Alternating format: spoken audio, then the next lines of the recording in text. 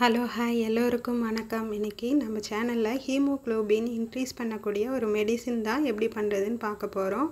மெடிசின்னா tablet இல்லைங்க, மண்ணீரல் இல்லை சுவரொட்டின்னு சொல்கிறாங்க. சுவரொட்டி வறுவல் அது எப்படி பண்ணுறதுன்னு பார்க்கலாம். ஒரு கடாய் எடுத்துக்கோங்க, 1லேருந்து 1.5 ஸ்பூன் ஆயில் ஆட் பண்ணிக்கோங்க. இப்போ மசாலா பொருட்கள்லாம் சேர்த்துக்கலாம். 2 பட்டை, 3 கிராம்பு, 2 ஸ்டார் அனீஸ் ஆட் பண்ணிக்கலாம். ஆட் பண்ணதுக்கப்புறமா ஒரு மீடியம் சைஸ் வெங்காயம் பொடிசாக கட் பண்ணி வச்சுருக்கோம், அதையும் ஆட் பண்ணி நல்லா வதக்கிக்கலாம். வெங்காயம் பொன்னிறமாக வதங்கிறதுக்கு கொஞ்சம் உப்பு ஆட் பண்ணி நல்லா வதக்கி விட்டுக்கலாம். 1லேருந்து ஒரு 1.25 ஸ்பூன் இஞ்சி பூண்டு பேஸ்ட் ஆட் பண்ணிக்கலாம். இஞ்சி பூண்டு பேஸ்ட் வீட்டில் அரைச்சதே யூஸ் பண்ணுங்கள். இந்த வீடியோ பிடிச்சிருந்தால் லைக் பண்ணுங்கள், ஷேர் பண்ணுங்கள் அண்ட் சப்ஸ்கிரைப் பண்ணுங்கள்.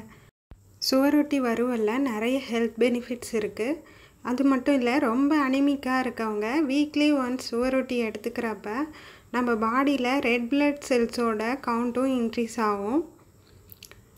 இப்போ ஒரு மீடியம் சைஸ் தக்காளியை நல்லா பொடிசாக கட் பண்ணி வச்சுருக்கோம், அதையும் ஆட் பண்ணி நல்லா வதக்கி விட்டுக்கலாம்.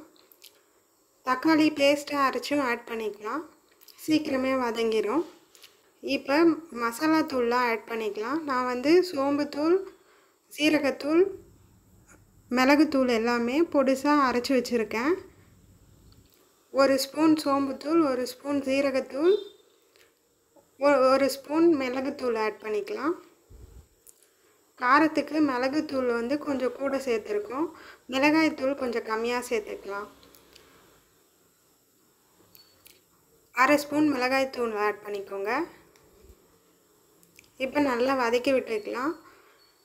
இனிஷியல் ஸ்டேஜ்லேயே ஆயில் கொஞ்சம் அதிகமாக ஆட் பண்ணிக்கலாம், ஒரு 2 ஸ்பூன் கூட, அப்போ தான் கருகி போயிடாது, நல்லா வதக்க முடியும்.